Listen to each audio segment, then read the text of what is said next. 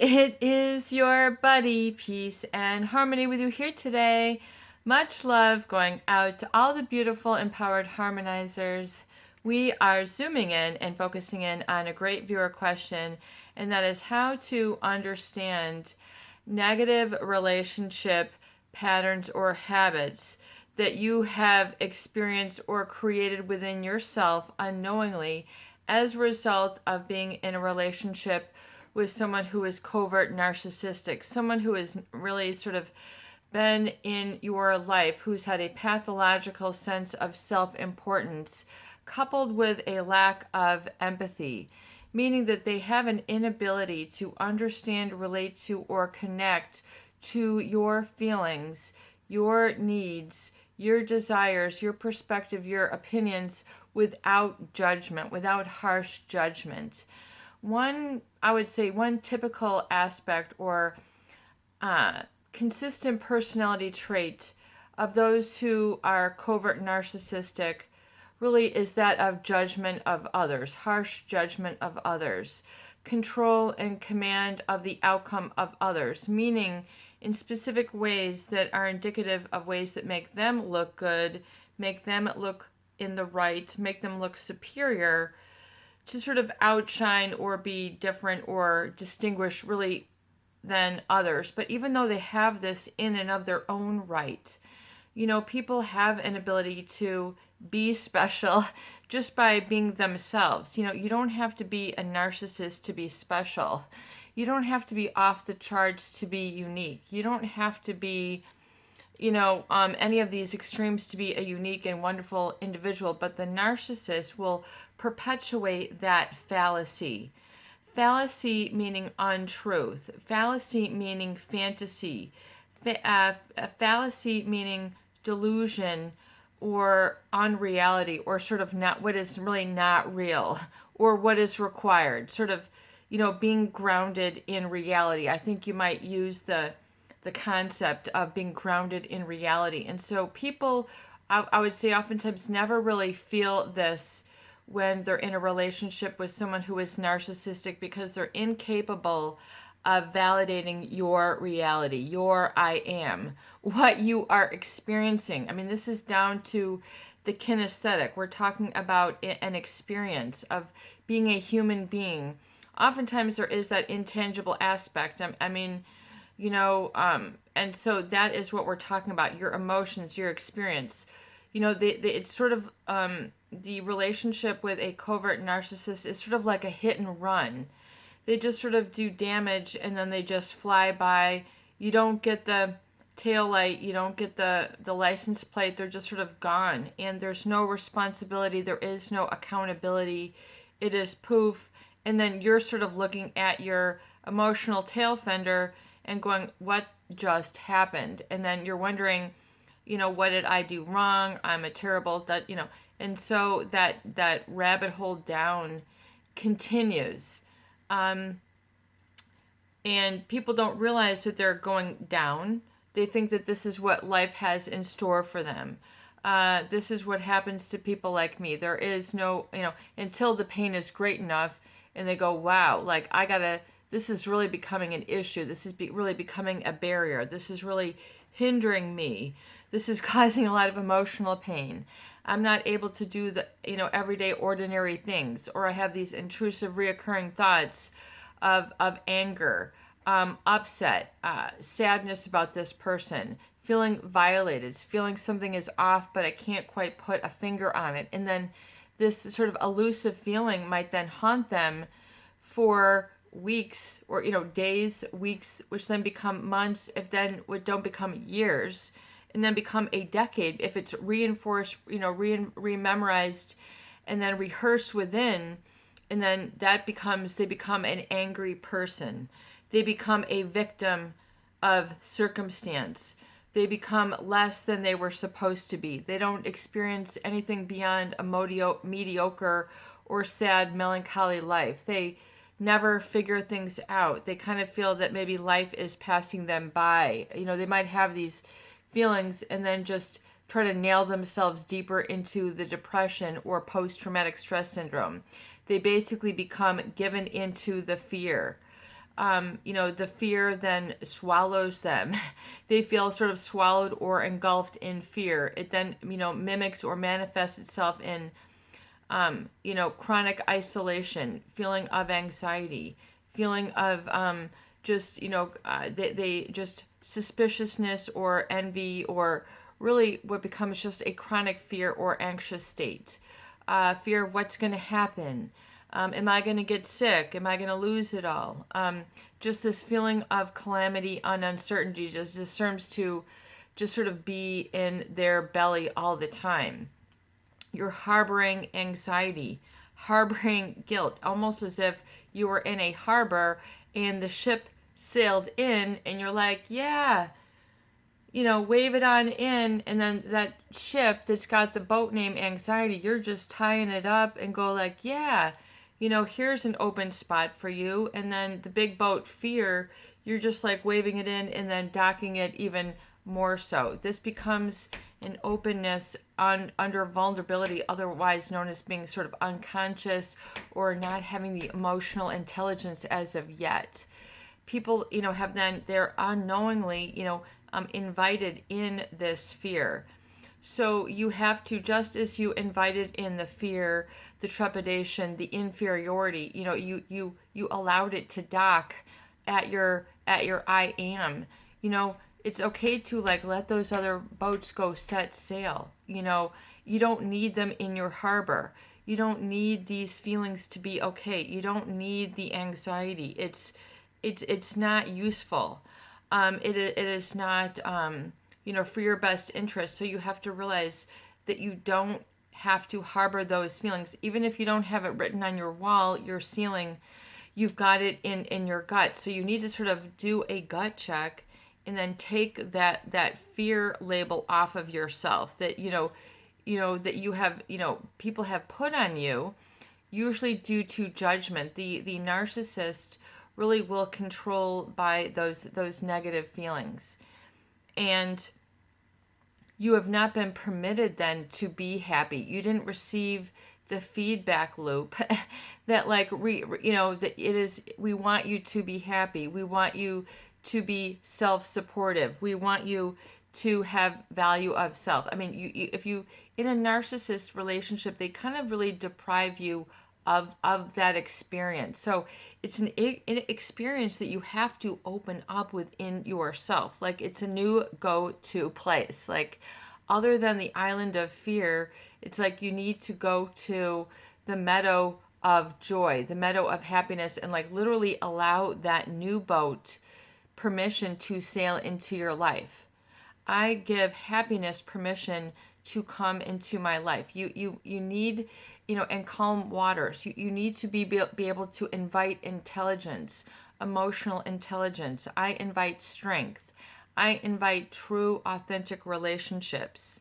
The things that are on the positive, oftentimes that you had deflected before because you were taught that you could not have, be, or become, and then see yourself as an I am with this in place. Do you see how it sort of deprives you? It's just sort of like, you're on the wrong side of the fence. A narcissist will set up sort of a fence in a relationship.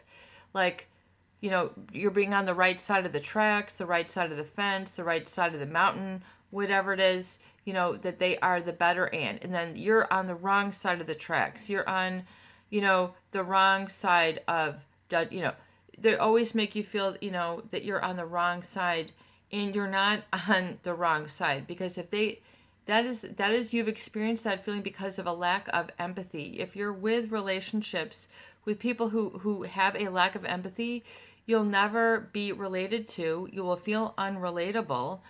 And they just, you won't have that experience of being related to authentically, having the eye contact, having someone who's there to hear you out, and not have to deflect your truth because of jealousy, because they don't have the time, because it would be a threat to them, because it would implicate them, because they, because of someone who is incapable of responding, incapable of knowing what to do, incapable of being selfless for a moment. I mean, a narcissist will have a priority of themselves first all the time.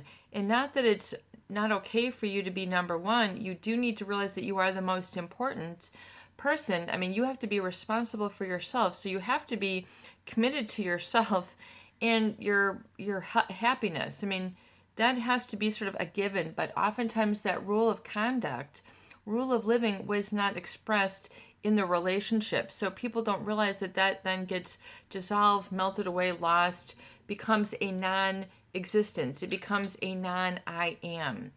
And then so you need to sort of take back your power, take back your courage, take back your I am, and fill it up in the positive, which oftentimes is a direct contradiction to the I am that the narcissist wants you to live under the guise of. So it's very important to understand then that oftentimes your happiness, your I am, is in direct conflict with what they want and desire to see.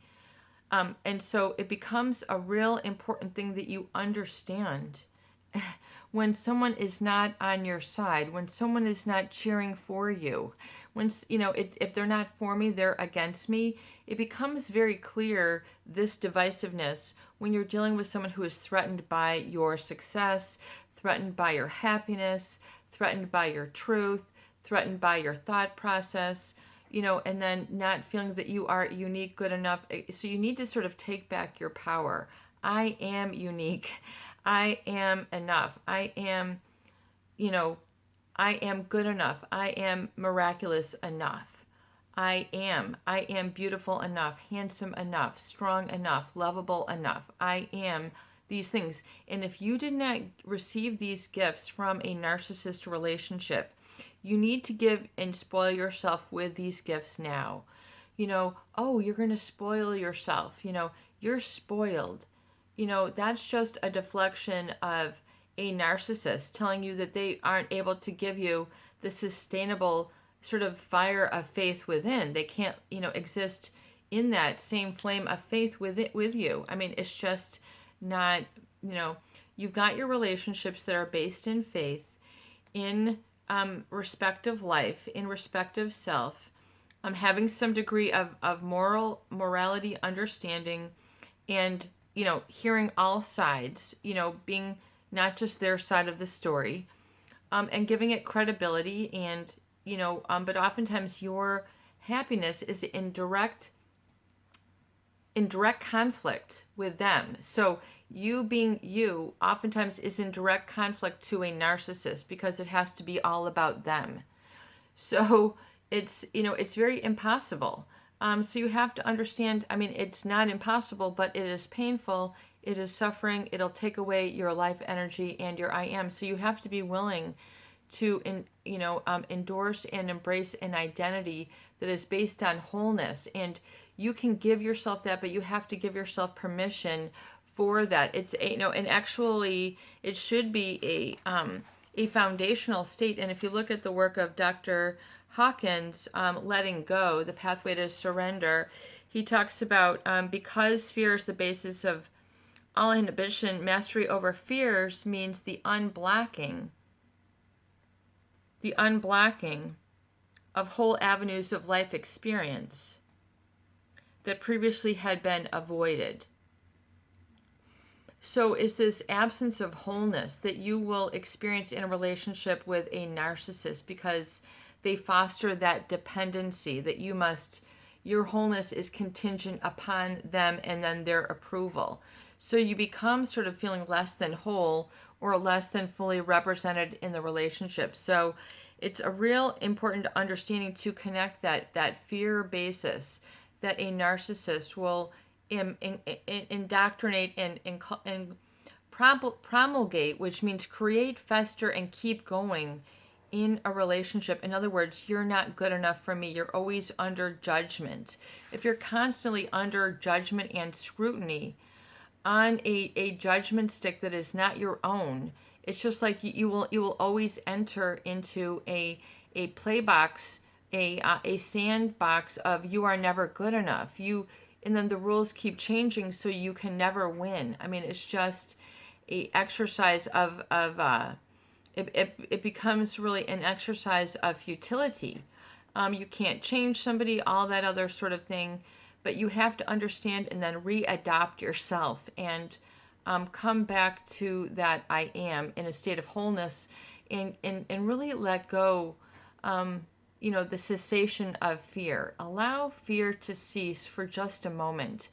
The narcissist will promulgate fear in you. This is how they start fights. This is how they start divisiveness. This is how they start, air quotes, relationships. They invite you to fight. They invite you to fear. Please allow my boat of fear to dock at your shore. I mean, no, thank you. It's just like, no, thank you. That is just causes pestilence. It causes famine. It causes, stripping of the earth, ecological systems that throw the earth out of balance, global warming. I mean, do you see what ends up happening here when it's in that greed? I mean, there's just so many macro ramifications. You can see a real parallel on what happens in your life and then what happens in the grand scheme of things. So never ever feel that you are insignificant, that your life does not matter, that you aren't really sort of, part of what's going on, or you don't have it going on enough, or whatever that not enough. Just stay the course of faith. Keep faith your bedfellow. Keep faith your best friend. Keep faith close at heart, whatever that means for you. And oftentimes that is, what your dream and vision for happiness, that has to be inextricably intertwined with pursuing of that, and then inviting that back in, and then sending away those fear, those sort of incite to fight, those sort of provoking statements that were projected to be your fault, or all the negative commands, that you did not know how to think for yourself, feel for yourself. You do have these, within you. You do have the operating system.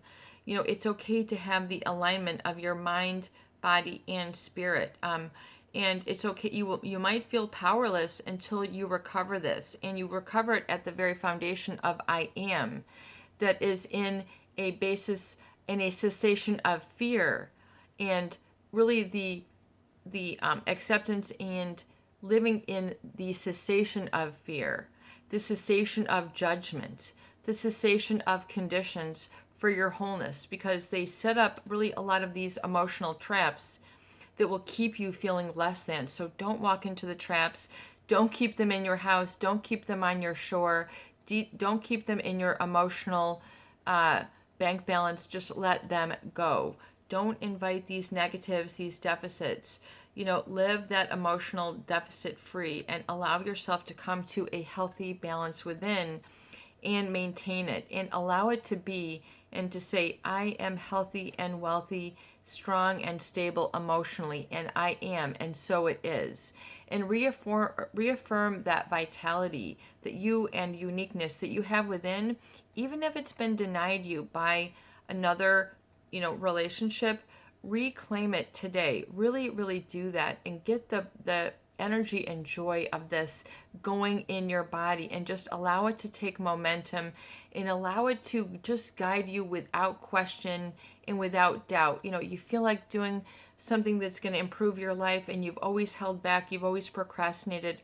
Do it now. I mean, those things that you thought you didn't have the energy, even if you have 5 minutes, 10 minutes, take the right step and really get there and strengthen yourself. And don't cave into the negativity. Allow that to be someone else's bedfellow. This is your buddy, Peace and Harmony, with you here today. And I hope that these videos do help. Please share, please subscribe, and for goodness sake, please donate for more great tools, videos, discussion, and support. Peace is in, peace is without, peace is around you. Have a beautiful day.